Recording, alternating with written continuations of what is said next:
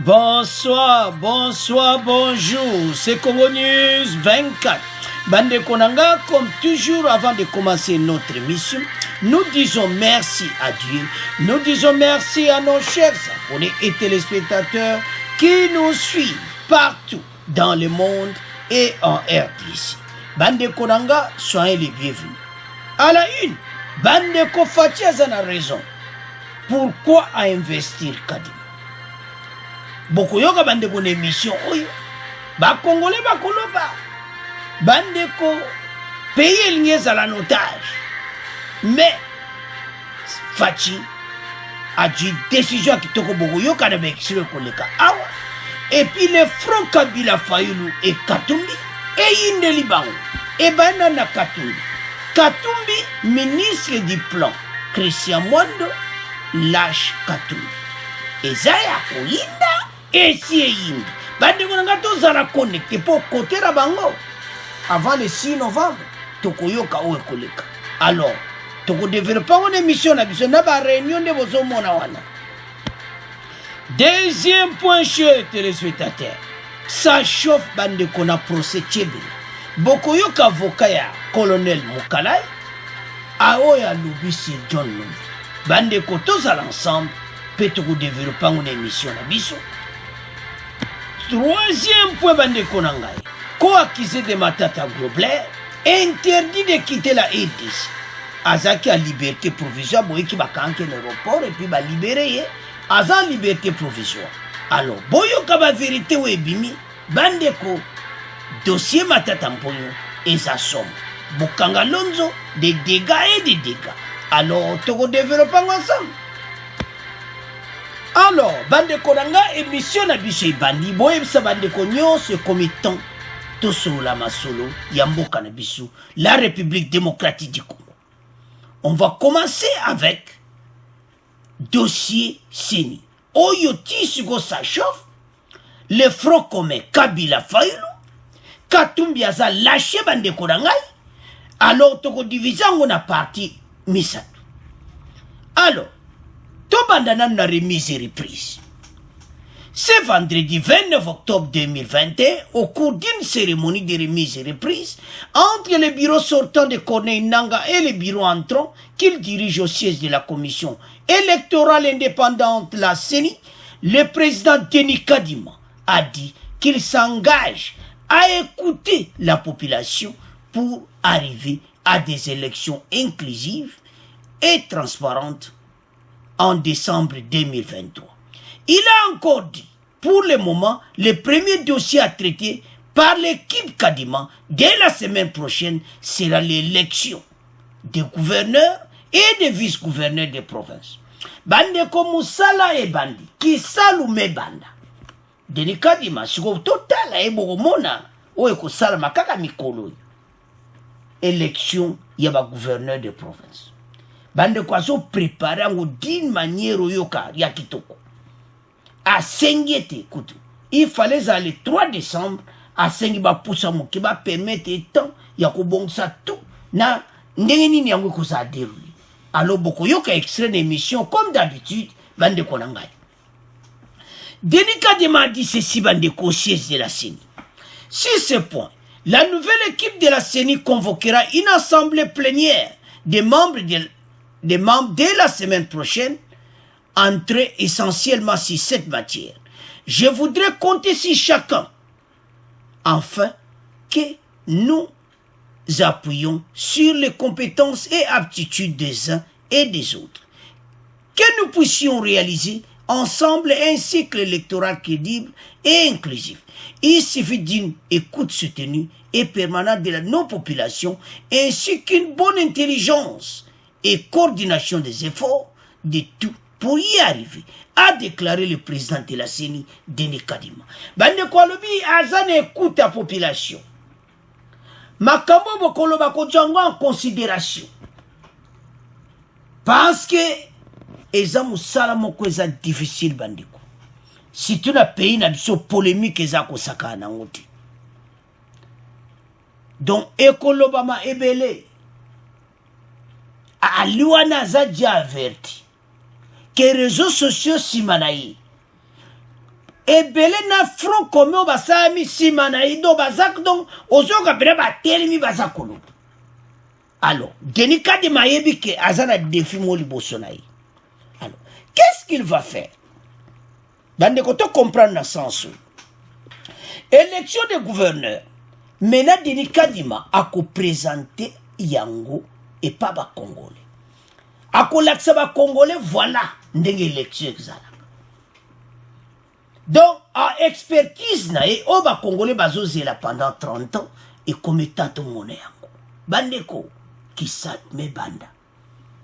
Denis Kadima a yebi musala oyo. Mais avant de continuer l'émission comme d'habitude, tu as extrait oyo. Bon, tu continues l'émission na biso. Mokambi ya sika ya seni Denis Kadima asakoli akobengisa mikolo mizali koya plénière pona kobongisa maponami mabakambi ya bituka zomi na misato esika ba gouverneur bakoisama vice premier ministre pe ministre ya intérieur asengaki maponami malingaki kozala le 3 décembre mapusa na sima mikolo. Alors azobana musane bandeko avec ba gouverneur vote ya ba gouverneur oyo bazaki destitué bazala remplacer sur total 13. Alors azobanda yango bandeko l'élection kosala travail ezobanda et comme tant ya laksa ba congolais yango na sengi na ministre de l'intérieur et il fallait aller le 3 décembre ba pousser yango Kadima toutes les qualités. Problème où le cas na ba confession religieuse et ça que l'église catholique ndenge article pite kasa dia bimisio tuchiwana désignation des membres de la CENI, l'église catholique a toujours cru qu'elle était supérieure à d'autres. Pite kasa dit IDPS. Pite kasa da lubi problème ya ba catholique et ça bazo moi qui baza grand baza minene do baza pena likolo ya tout le monde baza supérieur il y a l'église oyetikali to yebi grandeur na ba to yebi depuis quand ils baza na mboka na biso to yebi ndeni bakota ki na bible à l'état colonial to yebi nyonso les problèmes tozolo basiko to comme na 21e siècle catholique vous voyez bayango que bango dans le sang bazo mwana ki baza supérieur donc na ndenge bazo mwana ka biso ka catholique biso ka meleloté avec la poussée des églises de réveil des autres églises na mikole koya bakomona ki bakoza sous plus grande église parce que makambo zo changer na 21e siècle l'église réveil ezo kola na ndenge pa mokiti côté ba dodo Kadima ezo kola munendo ya kosakana te donc na venir l'église catholique ne bozo mona supérieur peut-être kozala bongo. Alors c'est que problème wana yango nde écrit oyo tout o bamba zolo bake éthique bokola na moi extrait oyo ezaki sur émission ya ba français toujours batunaka ba congolais ba question tout ça. Il y avait une question, c'est mathématique simple. 6 contre 2. Banane baliki. Seulement simple mathématique. Vous avez 2 et vous avez 6. C'est 6 au bas majorité. Alors, ce qu'on a l'hypothèse ou agnoso, yango mona communauté internationale ba vanika gagné ba mona me Fati a raison d'investir Kadima. Ndeto tina titre. Donc c'était clair. Investiture à Kadima et Zaki. Kitoko et sa propre et locomoteur ma bezali. Problème ya bande connaître aux hommes bazoma le plus grand l'église catholique, l'église protestante. Et puis l'histoire les ont rappelé bisou. Dengoy Molunda. Il était même membre du PPD. Mais Ayo Komanani, président de la CENI. Il est du Katanga, président de la CENI. Donc, si on sur le cola, mais c'est la communauté internationale va le non. Bino bato vous allez front contre Fati, vous en avez raison. Fachi a raison d'investir Kadima. Donc, c'est clair. Bandeko, total ango na boy clairement, donc, pour les bouts.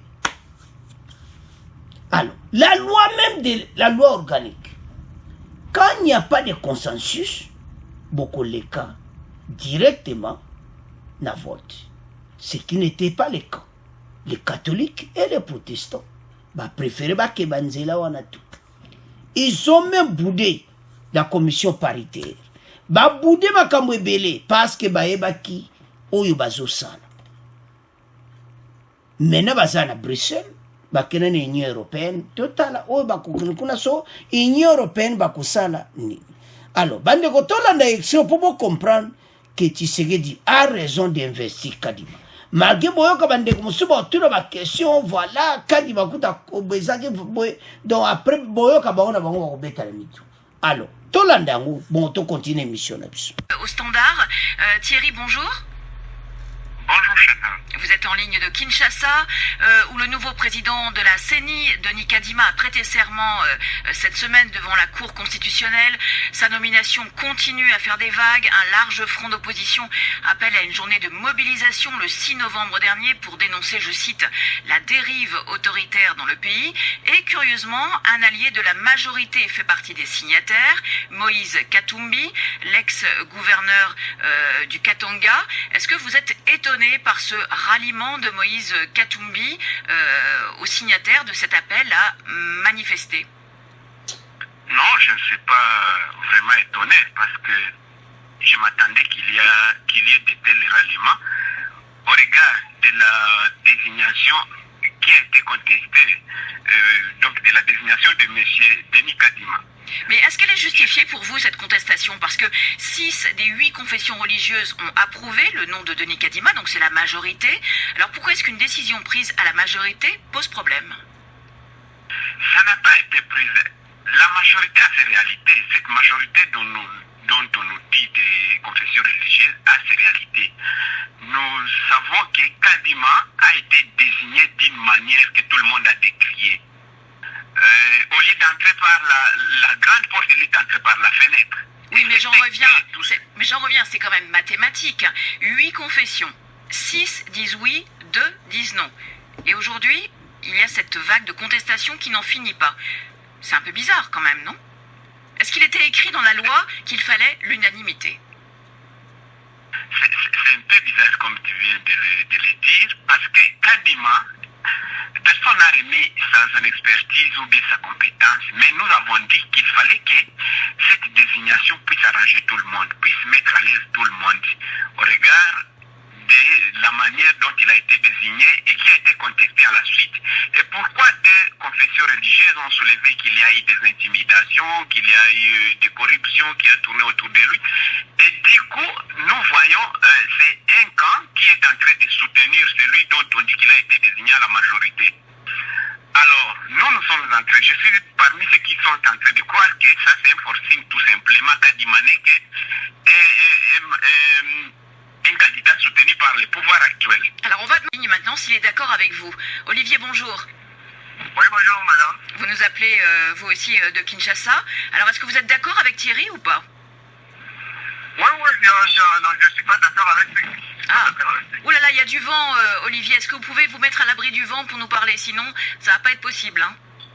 Oui, je suis à l'abri du vent. Vous entendez? Il y a toujours du vent. Ça va mieux. Allez-y. Oui, je disais, je ne suis pas d'accord avec lui. C'est pas dans les textes même des églises, des confessions religieuses, lorsqu'il y a un point consensus, normalement, on passe au vote et celui qui l'emporte, directement est automatiquement élu.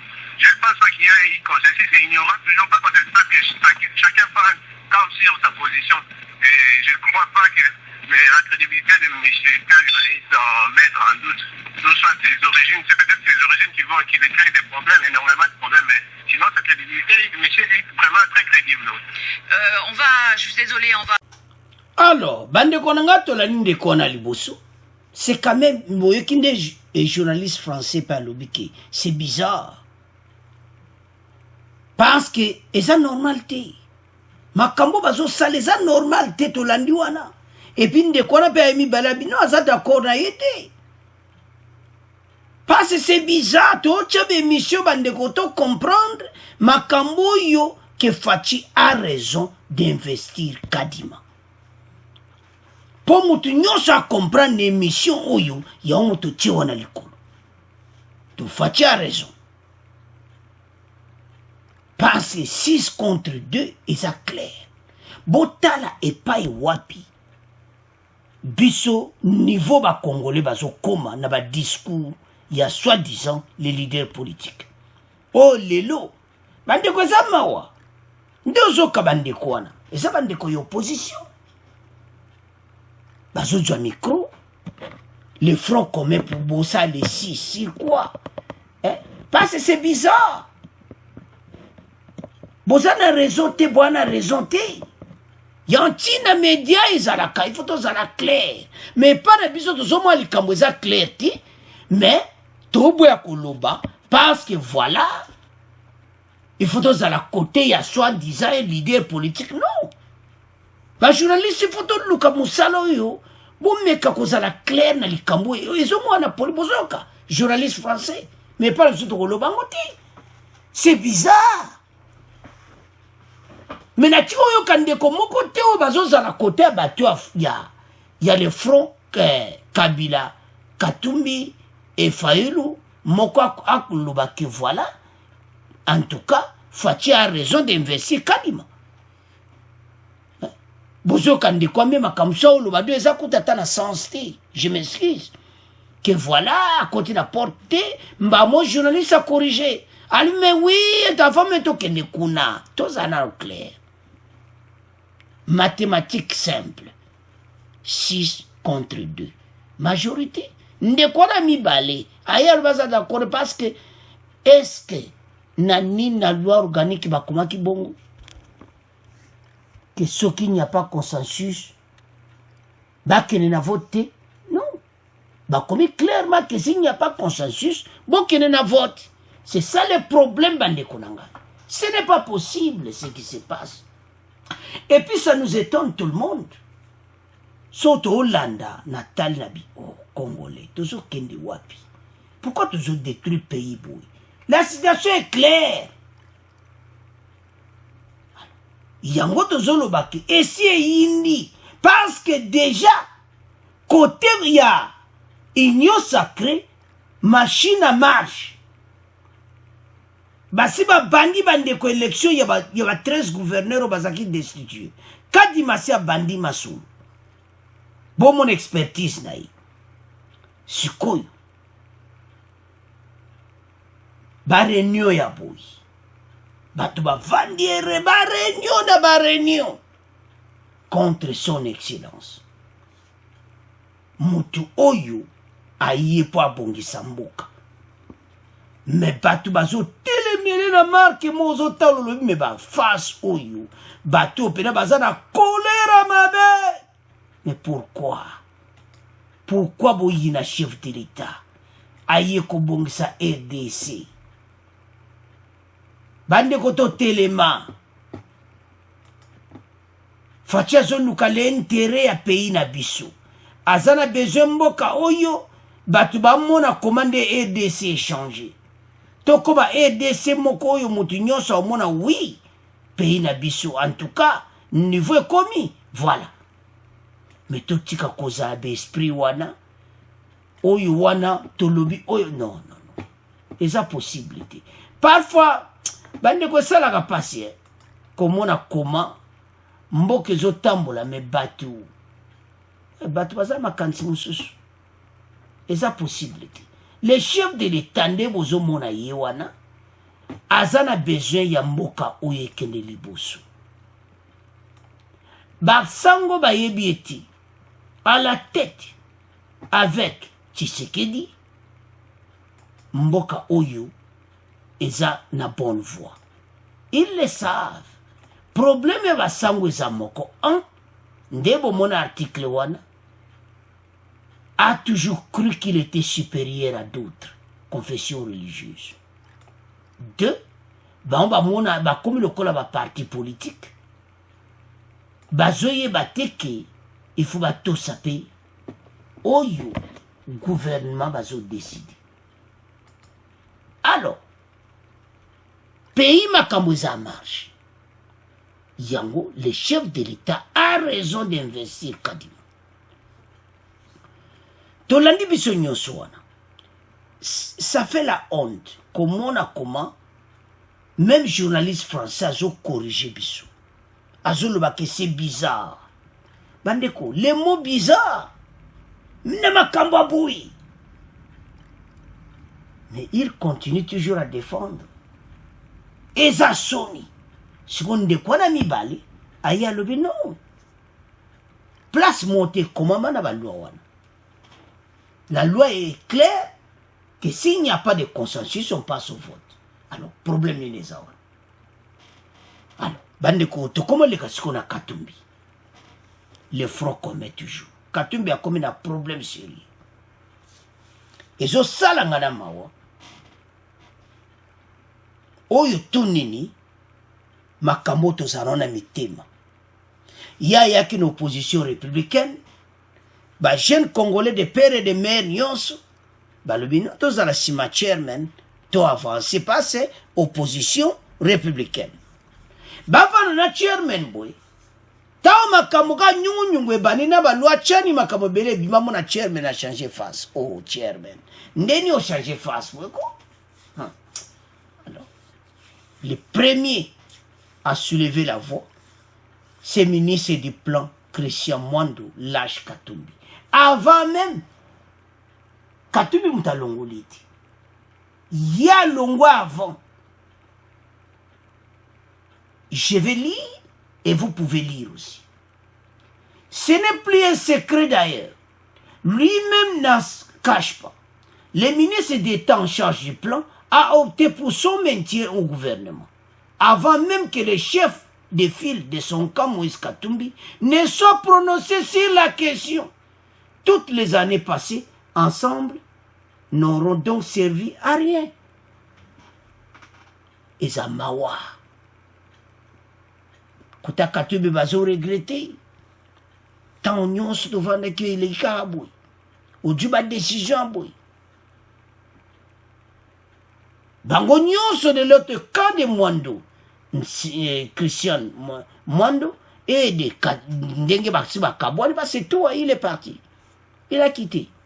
Destination, tout évidemment parti à ok. Mais à la réunion sacrée, là où rassemble tout le monde, union sacrée, cause de nos indépendants, union sacrée. Et ça, Koinda. Donc, moto ils ont payé déjà, na kati ensemble sur les changements. Bande ko soka si yindiko, Katumbi aze suna moya ko boma moto wana ti. Le kola ministre d'État. Ah non, faites ça bien. Atie motu na ye ministre, vice-ministre. Ministre d'État au plan. Bon comprendre. Vice-premier ministre. Mais, Katumbi azo mona tu wana te. Ya onti na tozolo baki. Ba opposant na biso bazo tala be intérêt na bango. Ba ta be intérêt à peuple te, ya za besoin comme mokonzi. Alors, na ba rassemblement ya boye, ba congolais bo fungo la miso. Ba okoke le côté, mais toye ba ete. Bino bo bazo mene bino bazo bozo zalaka ki ignorant lelo bo fungo la ndi miso na bino bo mona ki ba leader oyo. Que disait Faïlo avant?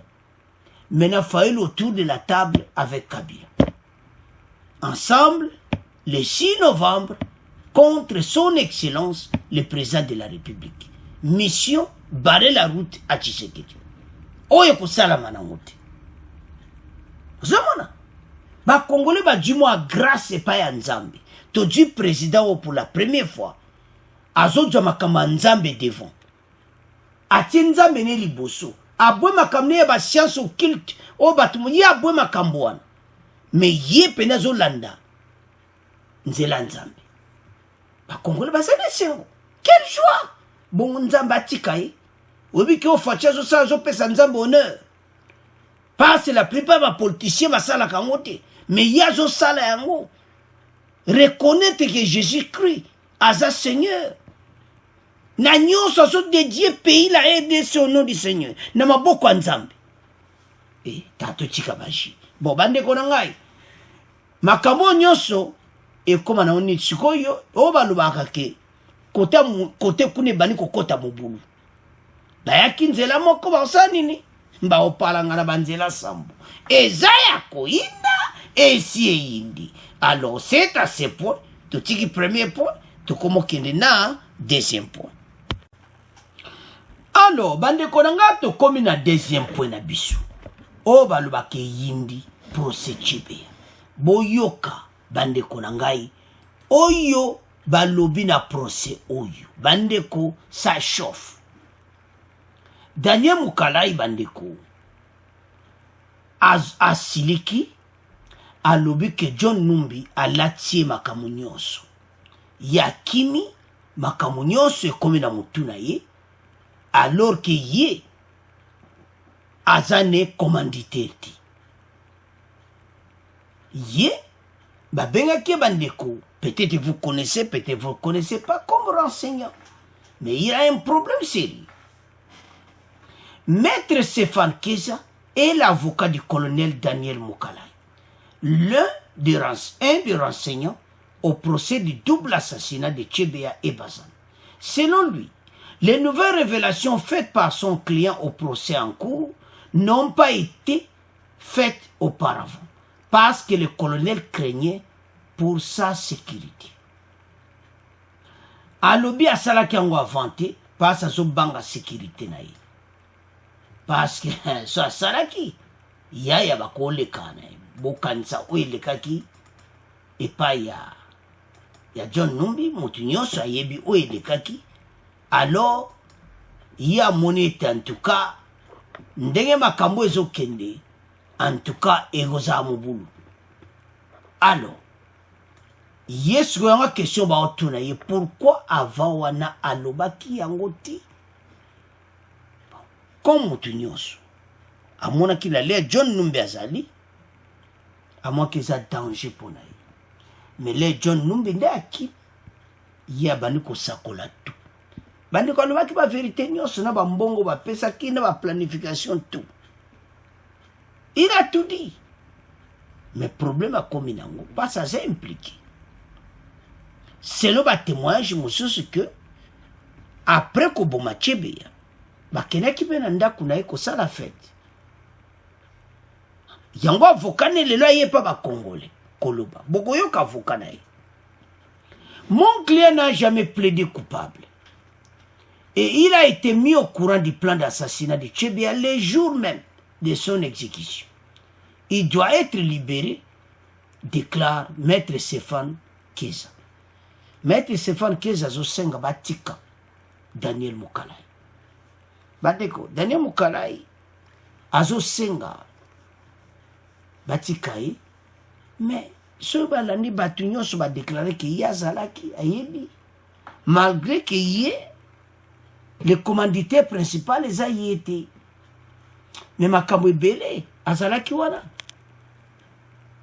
Bandeko procès yo makambo zoleka minene kuna. Peut-être vous connaissez, peut-être vous ne connaissez pas. Bozo monango ikenga kenga.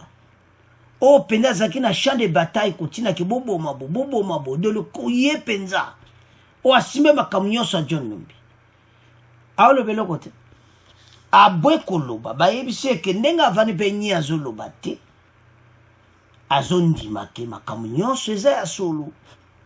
Ba juge ba yebise le ko zondima te. Donc le colo lobi non te.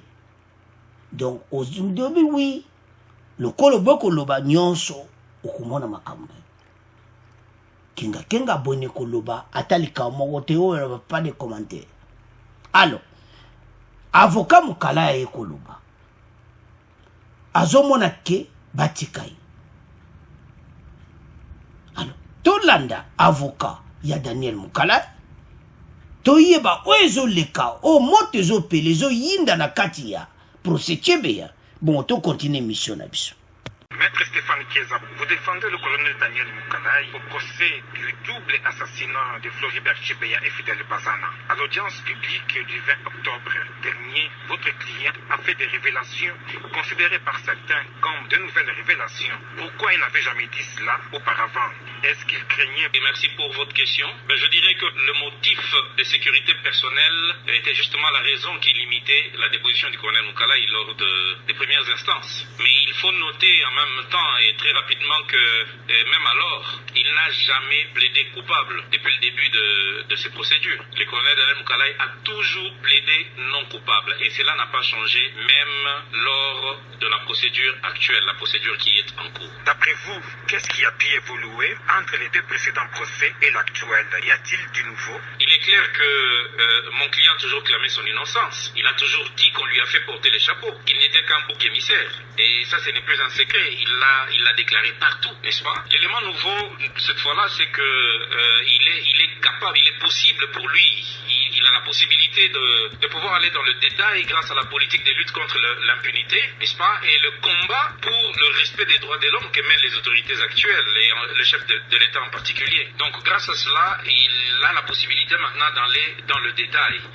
Et ça, c'est pour aider la Cour. C'est aider la justice à pouvoir, n'est-ce pas, parvenir à la vérité, ce qui a toujours été son souhait depuis le début. Car figurez-vous, il n'est pas normal qu'un individu soit pris en otage, en l'occurrence le colonel Daniel Mukalaï, et qu'il soit en train de payer le prix de la turpitude des autres. C'est de l'injustice. La justice aurait voulu donc que chacun puisse répondre de ses actes. Or, c'est à quoi répond le colonel Mukalaï n'a rien à voir avec, n'est-ce pas, une quelconque responsabilité de sa part dans cette affaire. Après 11 ans de prison, qu'est-ce que votre client attend encore de la justice? Je dirais que ce qu'attend notre client, c'est que premièrement, que lumière soit faite sur cette affaire. Que la Cour puisse nous aider à pouvoir lever le voile sur les différentes zones d'ombre qui planaient jusque-là dans cette affaire. Ce qui permettrait justement, lorsque cette lumière sera faite, que notre client qui n'a comparu que comme renseignant, n'est-ce pas, de pouvoir bénéficier maintenant de la vérité qui éclatera dans cette affaire, et grâce à cette lumière-là, il pourra par d'autres procédures obtenir la révision d'une condamnation injuste qui lui a été infligée jusque-là. Figurez-vous, ils ont été présentés à 4 à l'époque. Mais des 4 qui ont été présentés à l'opinion, 3 ont été acquittés. Lui seul, croupi en prison depuis 11 ans. Comment pouvez-vous comprendre cela? C'est injuste. Tout ça parce qu'il fallait trouver un coupable. Donc, moi je pense que la justice et les autorités pouvaient même faire application du code pénal pour pouvoir, n'est-ce pas, lui faire bénéficier de la libération conditionnelle. Parce que dans le fond, mon client ne pouvait que bénéficier d'un acquittement pur et simple. Mais à défaut, aujourd'hui, on peut même lui accorder une libération en vertu de la loi. Donc c'est un peu tout ça qu'attend notre client, n'est-ce pas, à l'occasion de cette procédure. Je profite donc de votre micro pour pouvoir revenir sur un élément, c'est qu'au lendemain de sa comparution, lors de la dernière audience, plusieurs médias ont pu déformer, n'est-ce pas, sa déposition, notamment la question de savoir à quel moment il était au courant de ce projet macabre. Notre client a clairement répondu qu'il n'a été au courant que le même jour et à quelques heures de son exécution. Il a même tenté de dissuader les autres à pouvoir passer à l'acte. Mais cela a été en vain. Et malheureusement, plusieurs médias, ils ont déformé ses propos pour pouvoir dire que voilà, notre client connaissait cette affaire depuis très longtemps. Donc voilà un peu ce que nous pouvons donner comme réponse à vos différentes questions. Je vous remercie. Merci. Alors, bande konanga tolandi wana. Maître Stéphane Kieza. En tout cas, alobi ki batika client na ye, parce que c'est ça qui peine. Alors, il y a dévoilé nyonso sikoyo, mais dans les temps, a bangaki sécurité na ye. Bande kweza somo makambo izoleka na nini ya procès Chebeya. Ezana batu mususu bande ko babomaka bango te. Obomi bango bukumona pene makambo na bino. Nande makambo ezokende. Les têtes vont tomber. Ah, c'est Daniel Mukalaï à l'obike et comme il fait l'impunité, ndenga avocat na lobby que yangwana bimisi ba vérité nyonso. Ezo sala e pasi komona komake lelo makambo nyonso ekita likola mutuna ye et comme le quoi ye mutaza commanditaire alors qu'il ne l'est pas. baloya batunira ba juge bo yolero no lobaki bongo te pona nini abanki sécurité na ye ya bandeko bakongole kama kambo tozoloba botale pa touti botale pa justice outi moi mutalo ba vérité ati. Donc il n'y avait même pas l'état de droit. Il y a un PPRDFCC voilà l'état de droit et bandakala non tout c'est comme mensonge. Fatinde mutayi l'état de droit. Dans la situation il y a Daniel Mukala yango. Hein? Que moyen lo balé roi nezati pour la sécurité na yi passe yebi que John Numbi na l'air wana donc il y a un problème sérieux. Andiko bosomona botala siko makambo ngo tala kobuma mutu lokola Chebeya bandeko to répéta en chaîne émission il est mort pour na bisongana yo azao défendre ba congolais les droits de l'homme. Alors procès okende ya to lobaki justice zokota na mboka na biso donc mutu nyonso zala nani okoleka devant la barre yango zomona makambo nyonso parce que bato ebele baza okanisa bango baza intouchable mais avec Fachi intouchable baza lisusu te yango chafa tobenda bakongole matoi ke botala epa towuti ne epa tokomi lelo tosoutenir gouvernement oyo bazosala mosala John Numbi bakongole bazotuna chaque fois un jour place à ça beaucoup bandeko tala ezana makambo susu a okokima kimano pampa likambuka yo zoka ma oyo kaka bakangi bayepe na makambo ya Chebeya na ndenge zokende zobima jour le jour yeba utokende na place bakundaki bazana pour les bembene bamona yango il y avait des terrains là au général Djadji Jassomba. Il général Djadji alobi amonika batu ba ye bazo timola. To ebi ke mutamuti faut se défendre. Mais vérité aneki ba secret ebimi. Ba komo tanga tina batu ba en fonction pour le moment. Alors, tant ba secret bo komo bima bandeko to sepela. Était l'état de droit penza yango ba congolais ba lukaki. Parce que bandeko batonde batamusi mboka ezo sala pasi pe mawa justice ezati ka bato baza le plus fort o bino nyonso bobo tikali bozaka ndenge wana pe bokepe prison. Alors na moment tozali mutu nyonso aza droit parole mais makamba Chebeya malembe bokoyoka même bacommanditaire bakobima bakombo pe yoke kotangama EDC nyingani batangi kombo to aleo. Alors bandeko nangai c'est à ce point tokomotika deuxième point tokomoke na troisième point. Alors bandeko nanga tokomi na troisième point na biso bandeko ko accusé de Matata Grobler bandeko interdit de quitter la RDC. Mba sekro ebimi awa oyo nanto yokati dossier Matata chaque jour makambo ebana kobima bandeko Sud-Africain oyo alingaka akima. Il a été arrêté à l'aéroport et puis après que Sambisae liberté provisoire il est libre mais interdit de quitter la RDC. Ba tentative wana ezomona clairement comment bato bakosaki peuple. Le directeur général de la société africaine cité dans l'affaire dite Bukanga Lonzo avait été interpellé ce jeudi matin à l'aéroport d'Indjili. M. Christo Grobler est en liberté. Les circonstances de sa remise en liberté n'ont pas été révélées.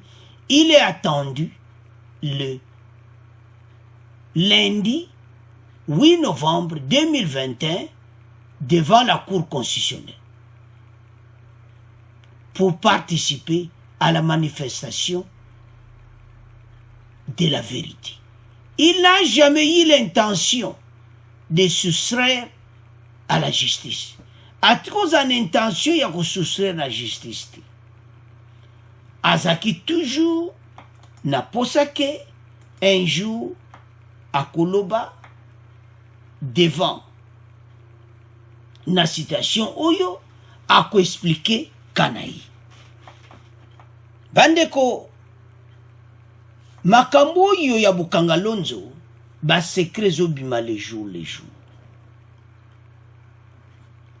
Avocat ne alobi ke azali na tina ko kimate yazali na tike na ya le retour mais yo yebi ke ozawa d'abord bako ndimo ndenge nini yango bayebisi avocat ne non akoki kokende te bandeko so aki akozonga te yango wana DG bazongisaki ye